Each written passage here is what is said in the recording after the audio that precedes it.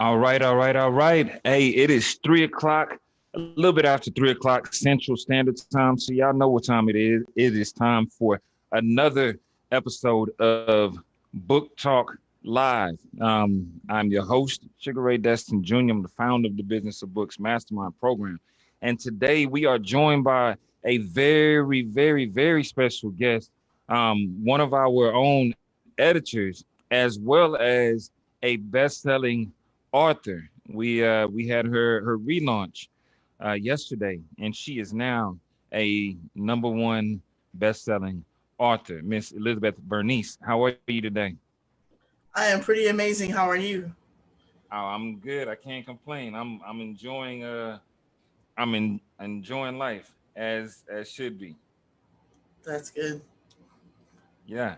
So I wanna let give you a little bit of time to introduce yourself to the people. Let them know who you are in your words.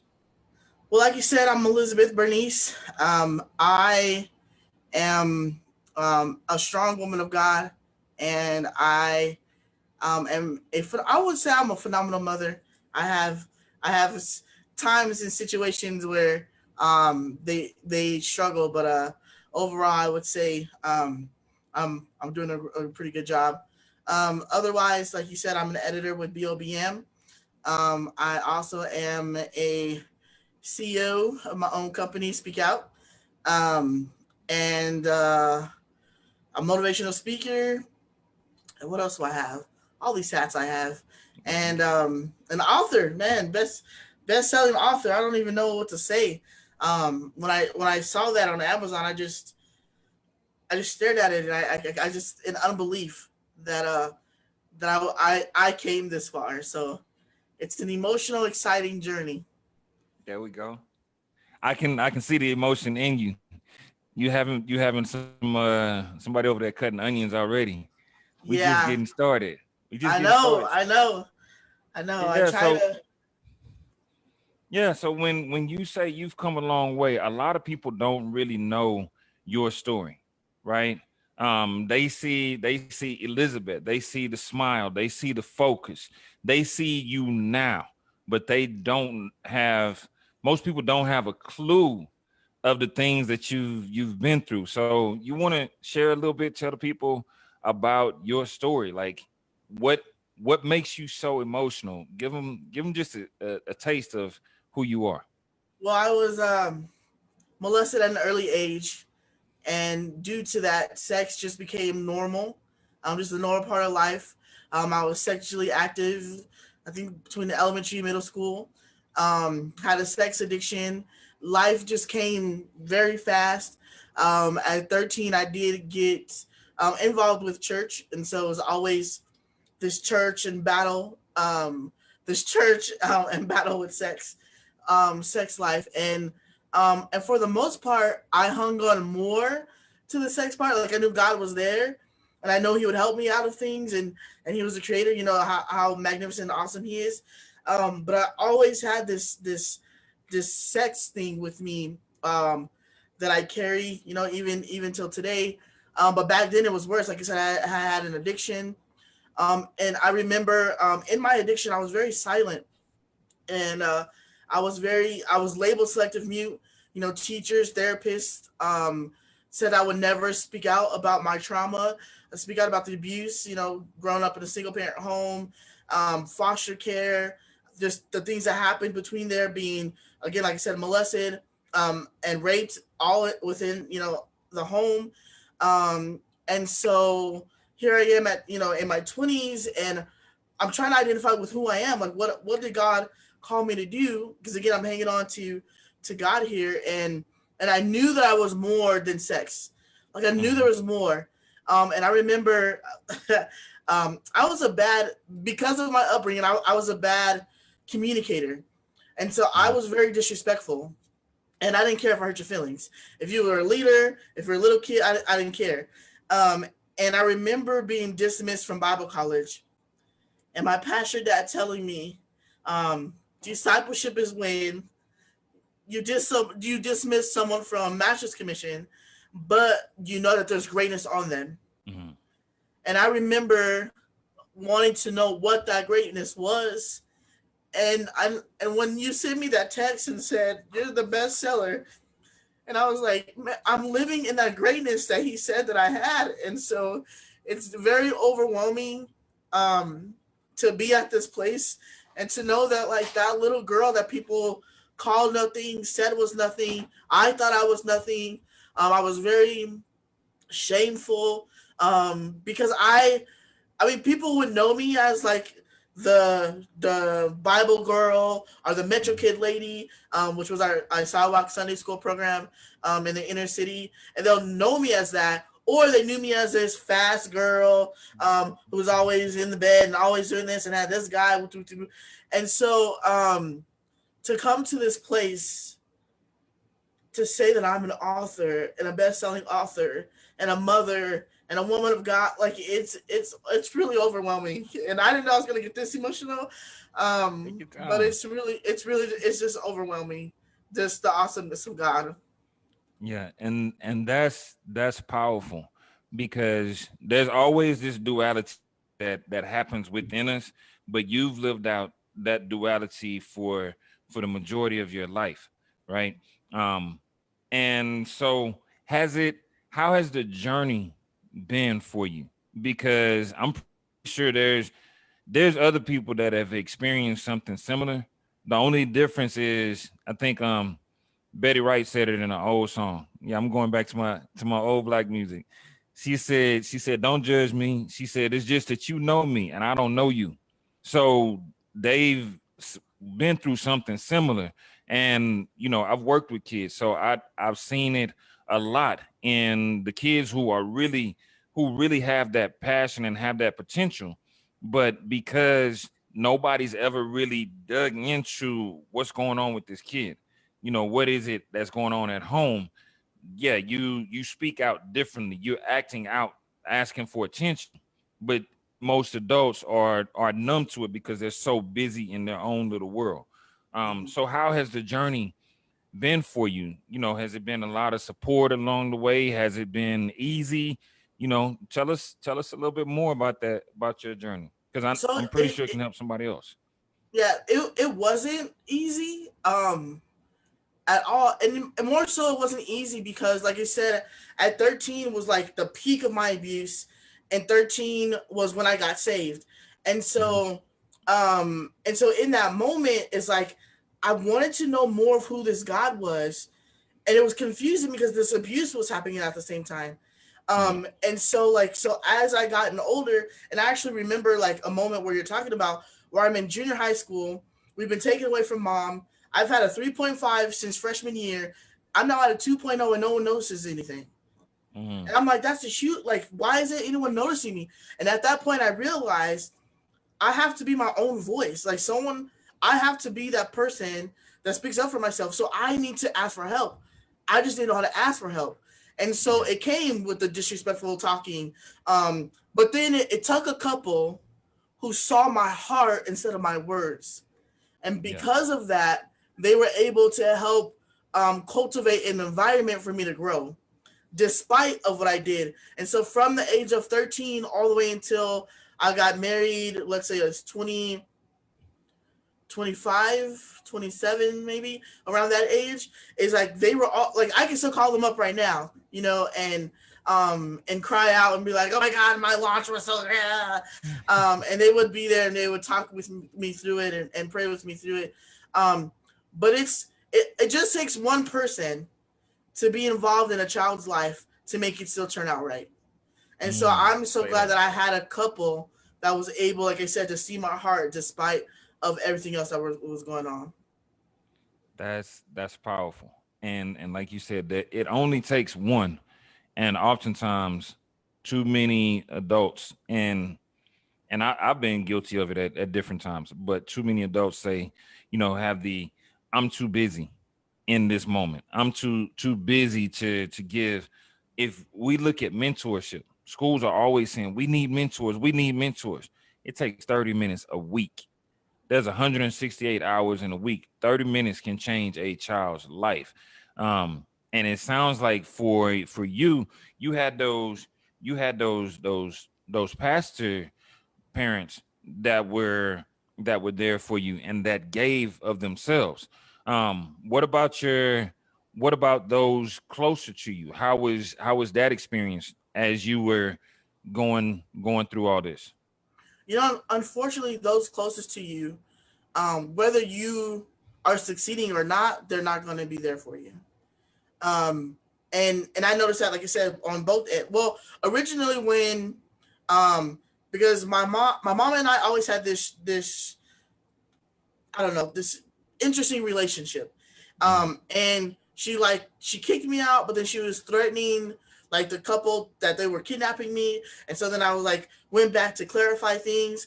And so when at that point when I actually did run, my brother did come with me. So there's moments like that where like those close to me did help out, but like there's times later on that's like, oh no, you do your own thing. We're not going to be involved with that.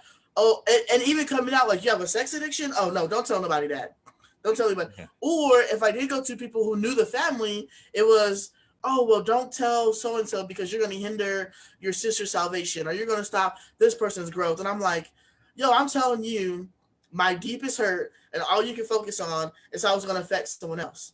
Like, but I'm telling you, I'm literally in front of you crying out for help. And so that hurts when, and those were usually like pastors, foster parents, so people that are like close to you that unfortunately had that response. And so again, it's knowing there's more inside of you.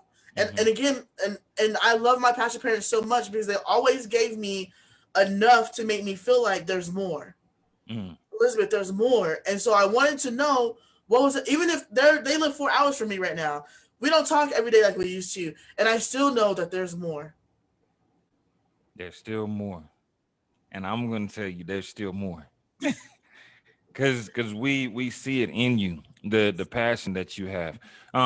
So now let's fast forward a little bit, because now you've been through the foster care system, you've been through the addiction, you've been through the abuse, physical and sexual abuse, and now here you stand as a woman of God, as a mother who is doing amazing things.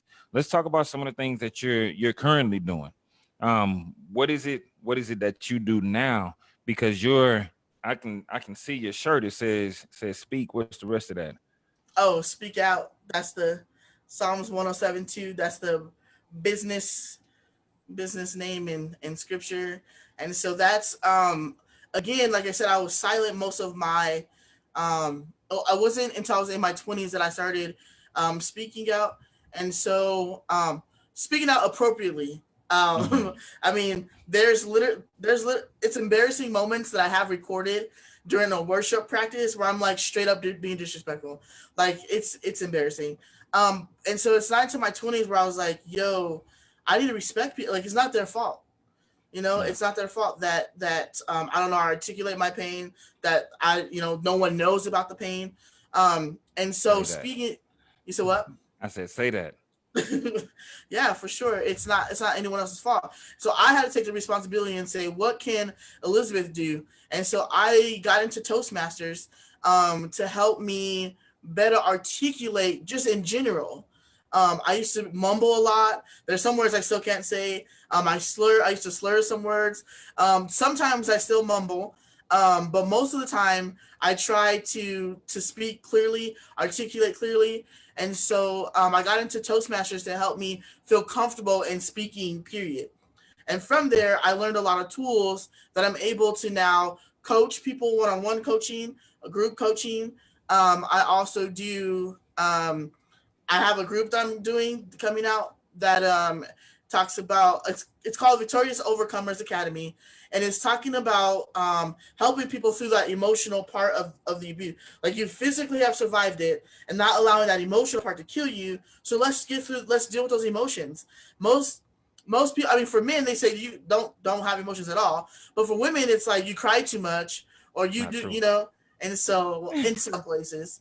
Um, and so it's just to embrace those emotions and respond appropriately to them, and then Mm-hmm. and to get over them and move on. Because usually we're like, oh, I'm sad, and we sit in the sadness for years. It becomes a depression. The depression paralyzes us, and then we're like, Mm-hmm. oh, I'm still crying over something that happened to me 13. At 13, I'm 33 years old, and I don't know what to do with my life. Like, boo boo, you still have enough life left in you.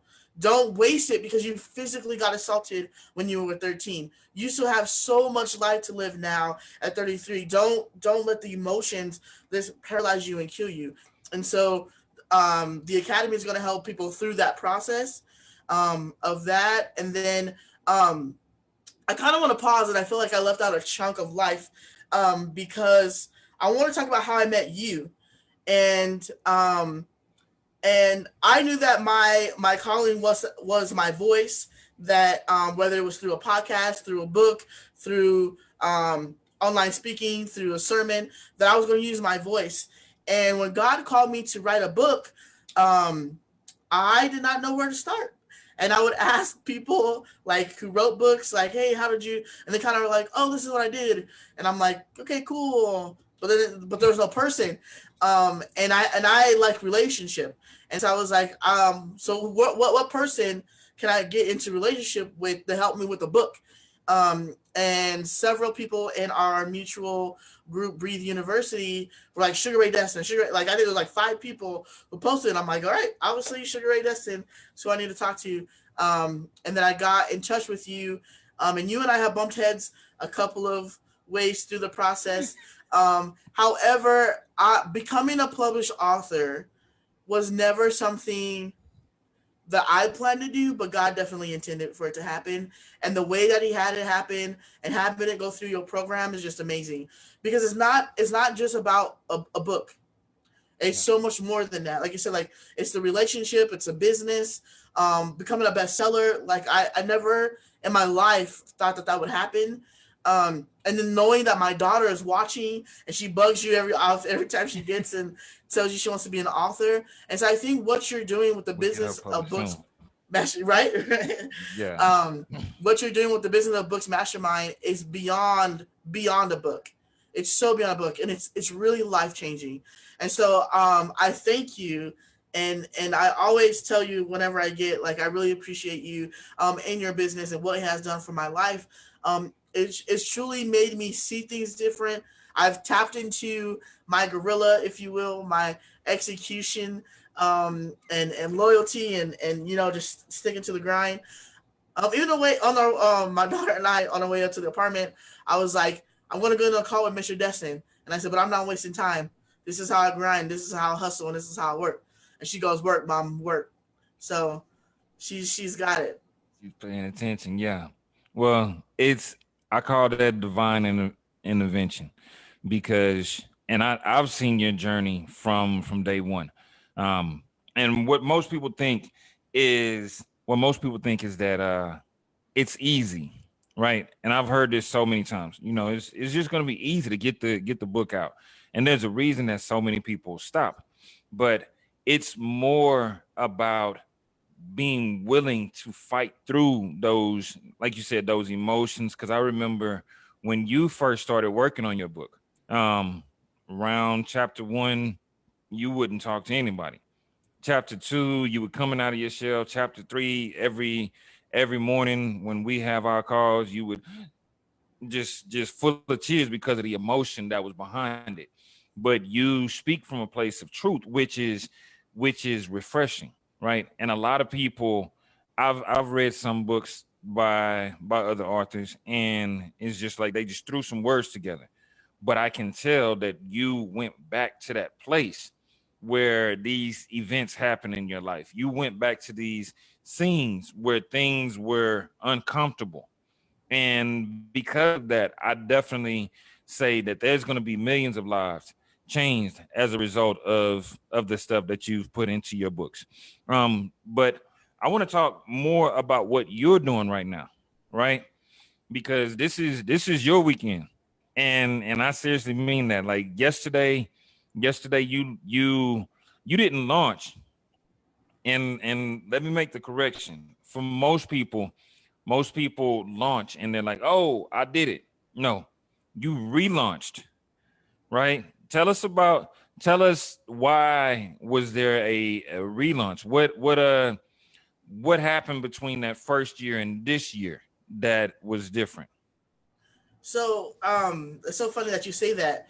I think last year I was still riding on the belief of others and not riding on the belief of myself.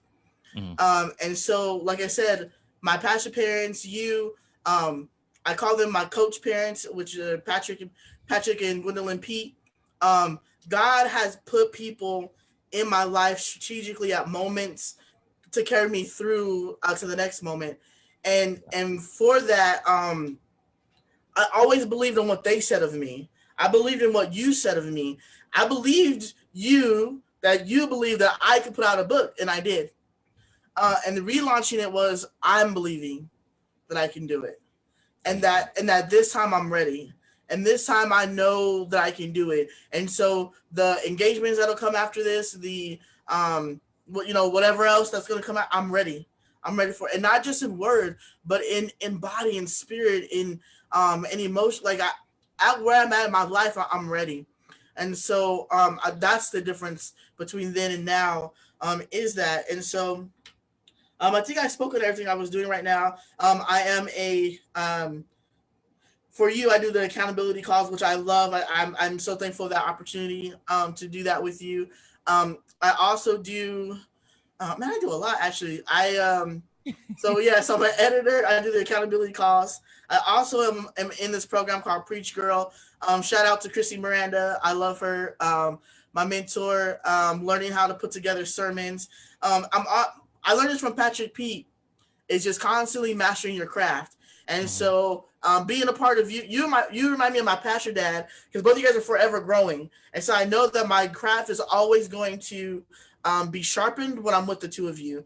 But then I also like, because I'm a spiritual person, then that I'm going to reach out, to that spiritual part of me. And so that preach girl really gets me like deep into the Bible and studying it full and really like making it a lifestyle. And so I love preach girl. And then from that I'm a sermon. And then my daughter is asking me a question. So we're gonna bank pause. Come on. Bring on camera. Say hi. What the- Hey, come here. How are you? Good. Where do you want some nachos? You can have some nachos, baby. I can? Yeah. I tried to sneak in the I know you were trying to sneak. It's okay. Yeah. So You're good. while Elizabeth is talking to Camille, I just want to highlight some of the stuff that you're doing currently. Um, most people talk about how they're helping others, but every week you do things to help others. And what I love about your journey is that you're actually tapping into um you're tapping into multiple people, multiple coaches. Um, so I see somebody is spamming the live feed, and I appreciate the advertisements, but that's not what we're here for. So it will get deleted. And that's my first time ever seeing somebody do that. But you are constantly looking for opportunities to grow, but you're also looking for constant opportunities to share your growth with others. And so every Wednesday, you do a live talk on Facebook. Tell us a little bit about that Yeah. and what got you started there. Go ahead. So that's my Why Me Wednesday, and it's just like what you said, just giving back. My thing is that I feel like I am a treasure, right? Mhm. And once this treasure leaves the earth, um, what I mean, everything that's in me is gonna come with me, right? But if I put that knowledge out to people, like I feel like there's a 13-year-old girl being molested by her stepdad and feeling like she's the only one, and I Mhm. get on every Wednesday to let her know, boo boo, you're not the only one. There's probably a young girl, maybe in her teens or her 20s, who's struggling in a toxic relationship. And so I tell her, boo boo, let them go. Focus on you. Do your own thing. And so why me is just encouraging women through what I went through. And for me, it was just a lack of knowledge. From 15 to I want to say 27 probably. I thought I was the only woman who struggled with pornography. I was the only woman who struggled with masturbation. I was the only woman who struggled with sex, and I wasn't. They just don't want to speak out about it. And luckily, I'm the one that God gave the very lovely opportunity to speak out about such things, and I do it in such a way that it's not. I mean, I try to do it funny because abuse is a hard subject. Toxic relationships are a hard subject, so I try to bring some humor. I try to bring all of my personality into it. So it's not so much that it's like, oh, we're talking about abuse today. Oh my god. I say boo boo. I bring my daughter on. My daughter prays sometimes at the end. And so I try to make it this fun because again, like I said, is your abuse is not who you are. But you don't know that if you don't know anything outside of your abuse. And so it's just shedding that light again that you don't have to live there. And so it's like open that curtain and see the world that's outside of that window. Exactly. And that's powerful that you're doing that, because like you said, so many people suffer in silence, right? And people wear this mask, and outside of the mask is like, hey, how's everybody doing? What's going on? And then go behind curtains and it's like, man, I'm just hurting on the inside. So it's powerful that you are actually giving of yourself, so that women and even some men know that it's not just you, and your past doesn't define your future. Yes. One of my favorite memes, is they say, if you're still judging me based on who you knew me as in the past, then we don't even need to talk. That I'm paraphrasing it, but that's who you're becoming.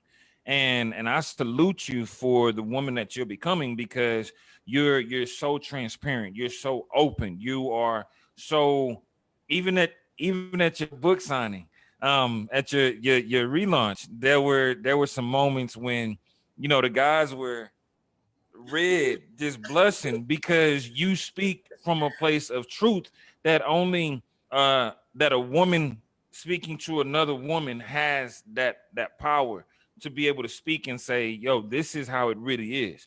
Whereas other women, put on this, I'm this, I'm that, and they're hiding. So I salute that honesty and that transparency. So when tell people how they can follow that feed, because we definitely know that even though they may not say it, they may want to sit behind the screen and watch so that they can also get that healing. Yeah, so I do Facebook Live, so every Wednesday, so it'll be on Facebook. And it's Elizabeth Bernice with two E's at the end. I try to make it as easy as I could, but Elizabeth is like the top 10 name forever. So, and apparently Bernice is too. So that's what it is. Elizabeth Bernice. For Facebook and for Instagram, it's the same. Okay. So they can follow you there. Now, Correct. this community that you are launching, because you're on a launch mission, right? Oh I yes, yes, I yes. pretty much see you as a rocket these days, because right now you're just launching into that next level that you were meant for, and just getting started. Tell us about the Victorious Overcomers Academy. So it's interesting as you're saying that. I think the reason why it's such a time as this that this needs to be launched is because there's people who haven't left their house and they're stuck in it with their abuser. Mm, And even if it's not with their physical abuser being there, it's the thought of their abuser being there. So then they're stuck in their thoughts of the abuse, of the abuser. Am I good enough? Am I not good? And they're fighting every day, and they're just stuck in the four walls of their house, thinking of that.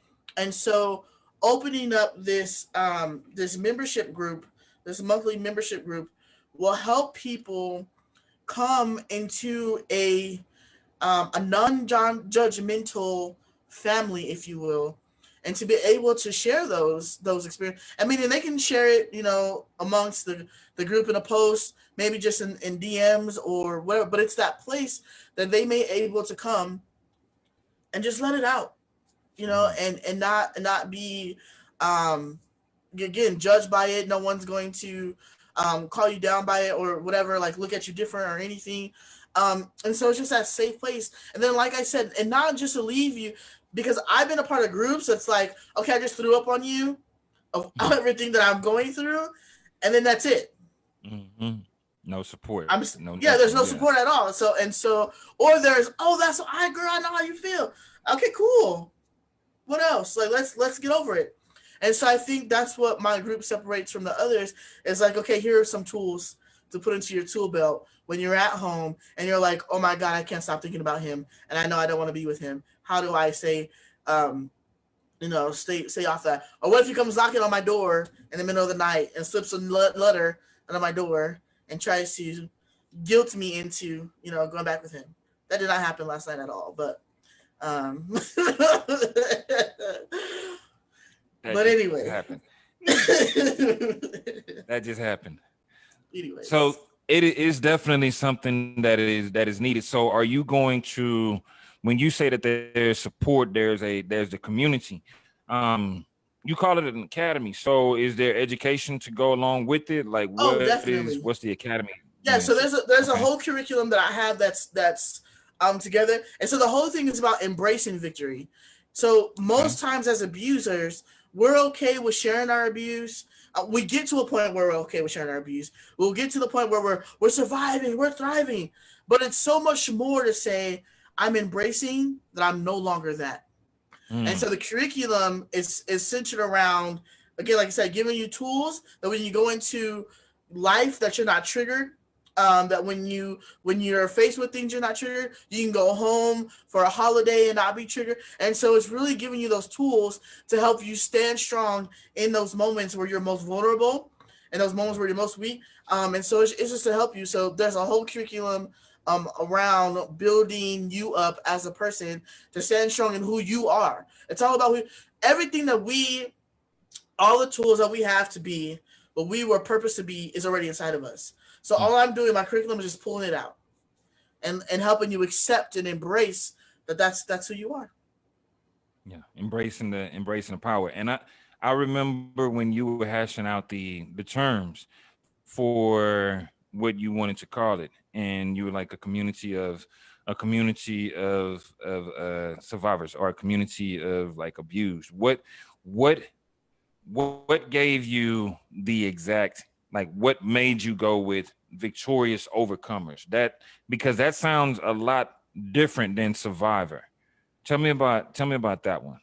Because it's living, like I said, it's living beyond just okay, I got my story, like I'm abused, I got my story out, I know the statistics, I know all that stuff, but I need to live in my day-to-day life.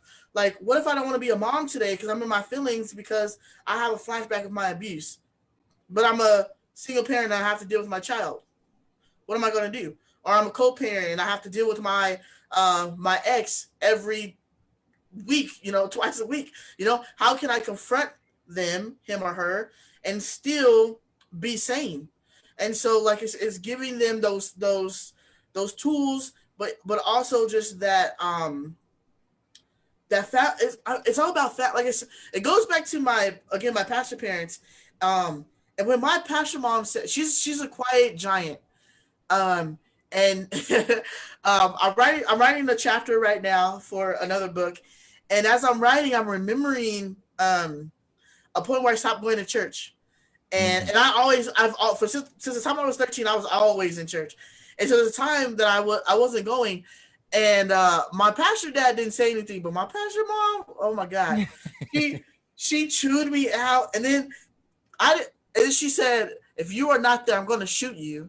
And for some reason, I believed her, and I was like, I made sure I was in service. I would wave at her like, I'm here, got it, But she gave you ultimate accountability. Yes, for sure. Yeah. But because they were so loving in such a harsh time, Mm-hmm. I also think of TD Jakes and Sarah Jakes is that when she was in her books, when she was at her moments, like when she was 13 and she got pregnant, and when she was a waitress in a strip club, is that her parents were the ones who said, I'm gonna come and lovingly come around you, and we're gonna take care of you. We're gonna make sure this. And then when she was ready, the story came out. T.D. Jakes could have talked about sermons upon sermons about his daughter. This and that. He said, "No, this is not my story to tell." When she's ready, and then they've been with her like so. So those experiences are like these women, and I know how it is to not have family. I mean, like I'm a foster kid, to not have like someone to call family. And so to have that family feel, that sisterhood, that camaraderie, you know what I mean? Just that like love, you know? And so every woman has a heart that they have shoved down because they don't feel like they're worthy enough of experience what's inside of it. And so that family feel is to let them become comfortable with who they are, so they may be able to open up and say, you know what, my heart's ready to love again. And whether that's love themselves again, love another person, or like a significant other or whatever, but this to help them become free in who they are is the ultimate thing, is to be whole. I can see your passion, and a few of the others that are watching. Destiny said, "This is so good." Rizwan, Rashid said, "Your story is powerful and passion. Your passion is contagious." And Robert Moore told everybody, get yourself a copy of her book, and I highly recommend getting a copy of her book as well. It is a phenomenal book. Let's transition a little bit and talk about your book. Some of the things that you actually covered, the G-rated version of your book, because when I tell you all, I personally went back through this book to look and make sure that everything was adding up in terms of like tense and in terms of the assisted editing. And there's some power in the things. You'll laugh, you'll cry, you'll want to fight. So if you and I'll let her explain a little bit more about why I say those different emotions. So the book I wanted to focus on because I felt like it's huge to talk about the battle between your relationship with God and your relationship with like your sinful nature. And so I wanted to paint the picture of that clearly throughout the whole thing. And so I started from when when I was 3 years old when that molestation happened, and I kind of walked through that whole process of God being with me through the whole thing. Someone had asked me one time, "What would you be if you were if you were a mom?" And so my daughter was born at a time I was married when I had her, and she was born at a time where I was still kind of confused about the sex thing in life. Because I was married, I thought that could be free in sex, and that was not the case. He would tell me, "Put clothes back on. I don't want to see. I don't want to see that." And so I got confused about sex because church said, "Wait till you get married, right? And it's X, Y, and Z. It'll be so much fun and all this other jazz." And it wasn't. And so she was born in the middle of like us in that like that love that we had at that time. I was going somewhere and I lost it. What was your question? I'm sorry. And then we're talking about the book. Yeah. The what? I said, and then she was born in the middle of love and that confusion at the same time. Right. At that same time. And so when she was born, I knew that I had to get together who I was as a woman in order to build her into the woman that God created her to be. So I had to become that woman. And so becoming that woman for her was hard. I had to face a lot of things I didn't want to face. And so the book was really, again, that journey of shedding off the sinful nature and allowing God to take control. Because in my daughter's life, I want God to lead and be the leader of her her life and the center of her life. And so I was creating that separation. But again, like I said, starting from the molestation that grew into the sex addiction, or the sex abuse, the sex addiction, and then the toxic relationship, unfortunately, with her dad, and then ending with the purity and the love, of one, waiting, and two, of being in a relationship with God. And so right now, that's my focus. Like I said, I do have lovely men that still knock on the door and try to get a piece of this, but but I'm trying to keep it as G-rated as I can. I'm sorry. But As but y'all can tell, the book is real and it's raw and it is truly authentic. So yes, definitely. that's the Um, keep going. no, that's it. Because I mean, I'm trying not to be so specific because I don't want to, one, get away the book, and two, it is a lot. Like going through foster care, I experienced one of my leaders who committed suicide. There was a lot of and all this stuff I kept silent, which is why the book is called No Longer Silent. Is that I don't think until I wrote the book that I ever told anyone about that teacher passing away. Mhm. And it was the same time we were getting taken away. Mom was in the hospital, and so like all these things were happening all at the same time. And so just to write it out was a release for me as well. Going through those process, and you talked about like how I was on the call, and different chapters brought out different parts of me. I remember sitting in the parking lot of a Dollar Tree. I don't know if you guys have Dollar Trees in Texas, but Oh, we got them. and I'm hysterically All kinds of Dollar crying. Trees. I'm so through with you. I'm hysterically crying because I can't write this hour chapter. And I sat there, and I'm not kidding, for 4 hours, and I cried, and I cried. But that crying gave me that release in order to write the chapter. And so and I believe that was chapter 3 or 4. Yeah, that time was really hard. But yeah, every chapter came from my heart. Definitely was real. There's a chapter I literally talk about a whole science part of intimacy. And you do go into that. Yes, I do. Okay. But I do it to bring knowledge, because that's the thing that I was talking in that chapter. I'm talking about is that I lack the knowledge of that information, and so because of that, I went into my marriage assuming this is what sex was supposed to be, and it was not. Yeah. Well, now it sounds like you are definitely on the other side of healing. And that's major, because I've worked with so many people, and the one thing about people who have been through dramatic or traumatic situations in their life is that they don't necessarily, or they haven't went through that healing for themselves. And so since they haven't went through that healing for themselves, you said it earlier, they place the aggressor on people that are in their lives, that are there to genuinely help. They don't know how to receive that help. And I do want to make a correction. Not all abusers are men. So that's definitely true. Definitely. Yeah, because it's funny you say that, because in the beginning, and I feel like I do stress this in my chapter, I think the divorce, either the speak out chapter or the divorce chapter, one of those chapters, I stressed that my mom was the aggressor. And so because of that, in my marriage, I felt like I had to be aggressive as well. And so I do start off where I'm like, I'm mean and I'm saying this and that, and my whole head is shaking. Anime. Our little patting our head and who are you talking about?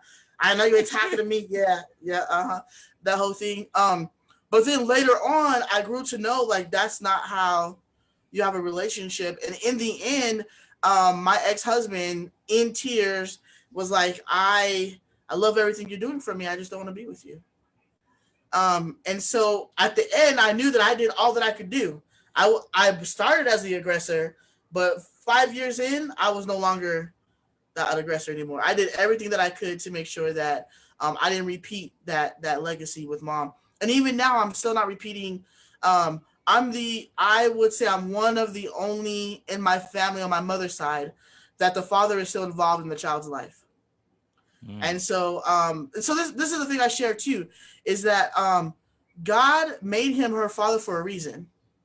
So it was easy for me to say, give me full custody. He this, he that. We'll throw him on a bus. Blah, blah, blah, blah. And even though he did it to me, like we could have been tit for tat. But no, God made him her dad for a reason. And although we do not get along all the time, I make it clear to her, I love you. Your daddy loves you, but I don't have to like him, and that's okay. And that is okay. That's called maturity and co-parenting. Yes, yes, Yeah, yes, it can be difficult. We'll leave it yes, right yes. there. We'll leave that right there. But listen, I want everything that you have shared is powerful. I want to open it up for a few minutes for questions, Yes. and I actually have a few copies of your book. So can we do a giveaway? 10 of the ebooks. Yes. So for anybody that comments book, um, we actually have 10 copies of her ebook to give away. So if you would like to get a copy of her book, maybe your money's sitting funny, your funds is low, your pocket's connecting and not in the right way, then we can get you a copy of that book so you can read it for yourself and see how amazing and how powerful her story truly truly is. So just go ahead and in the comments leave the comment book, and you'll have that in your inbox shortly.